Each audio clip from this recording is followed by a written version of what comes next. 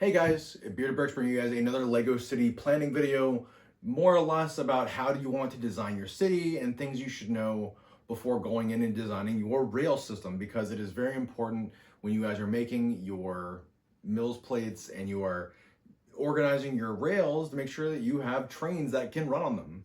And so normally the Lego trains will work on the Lego tracks, right? That's what you would assume. However, if you want your trains to look really cool when they're driving around the track, you guys could have a bunch of little trains running around. You buy 2 or 3 of the normal model sets and they will look fine when you guys have 6, 7 cars moving at once. But for those of us who are, would say, train enthusiasts, people can do something that I discovered is really cool. Believe it or not, just like in model trains in the like O gauge and H gauge systems in for like the model train tables, Lego does actually have train scales. And I never realized this until just a couple weeks ago when I was looking at some of the stuff on Rebrickable, and I was wondering, why do they decide to build a train in one size versus the other? And ultimately, there are 2 sizes. So let's go ahead and jump into that. As you guys can see here, I have 2 trains, similar design, but clearly one is bigger than the other. And the reason for this is that these are the extended, and I believe the dimensions are 42 millimeters long. I forget the exact dimensions of each, but I'll put them here on screen so you guys can see. And the reason why people will do this is some people choose for Lego Cities to have a longer or a larger table, and they want to have their trains be more real life scale is the way that I would describe it. It's kind of like how the minifigure accurate ATTE that I just recently reviewed. It's the same reason why the Lego one is more of like a compressed, smaller version that may fit a couple figures, but if you wanted to make a train car that could fit 15, 20 figures inside of it, you would want something a little bit larger so you can accommodate that. So what we have here, we're gonna go through briefly the Lego one, and then we're gonna go through the MOC and the differences it has, and then I'm gonna show you ultimately the biggest difference when it comes to planning your city. All right, guys, so the Lego set, obviously you guys can see here that it is the generic express train that is currently available on the Lego website. Probably going to retire this year if I had to guess.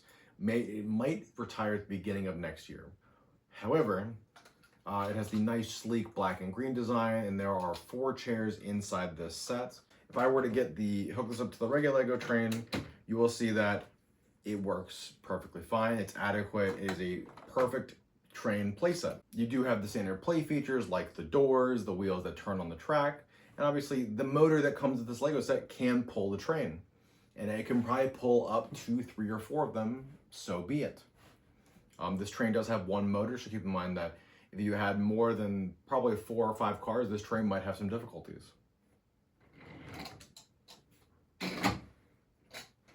Now, going into the custom, for context, this custom is by this user here on screen. It is a MOC for the Lego Express train. They make it in black and green, and as you guys can see here, I have the I would say lore accurate set, but it is the default color for the train, which is lime green and then black accents. And it's made to accent the passenger cars that come with the set really well.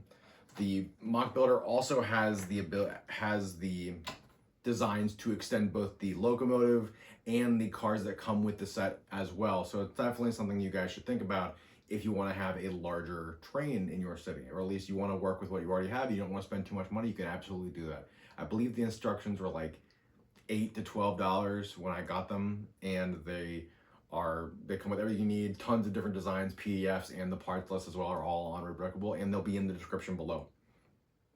So the cool thing about this train, and the reason why I decided to build it, was because you guys can see here, it is the observation car for this set. They do make it in a smaller version that removes the middle section of this set, and they do make it in the Lego equivalent size if you wanted to do that. This is the larger version, and I'm starting to think for my Lego city, I want to have 2 rail systems in my city.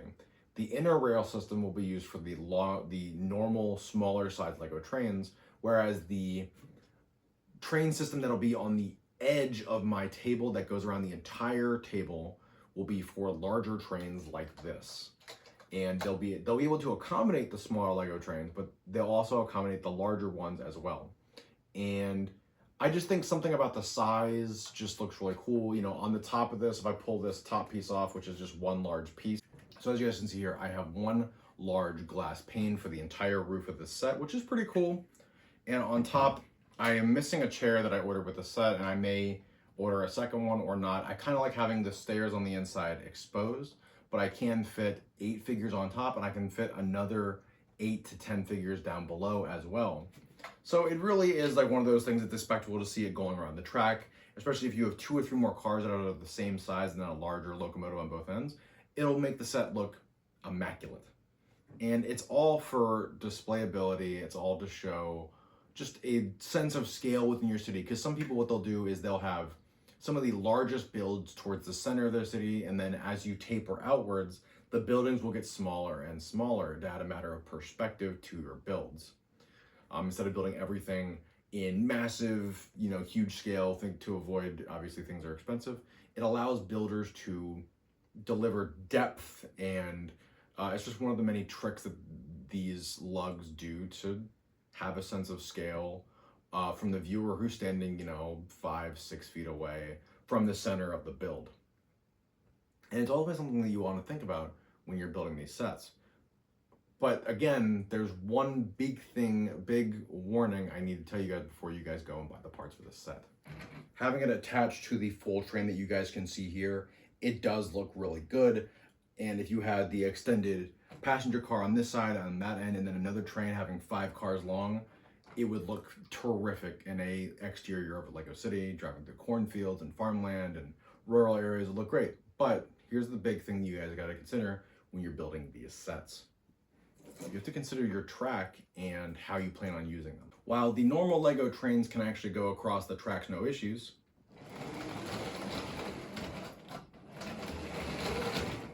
they have no problems doing that whatsoever. However, putting the larger train on the tracks, you will notice some challenges. So as we go into this turn here, which is gradual and gets steeper, you'll see this. The train will actually derail. And the reason for that is the smaller Lego trains actually have a lot more clearance than these bigger trains do. The wheels will not turn as much.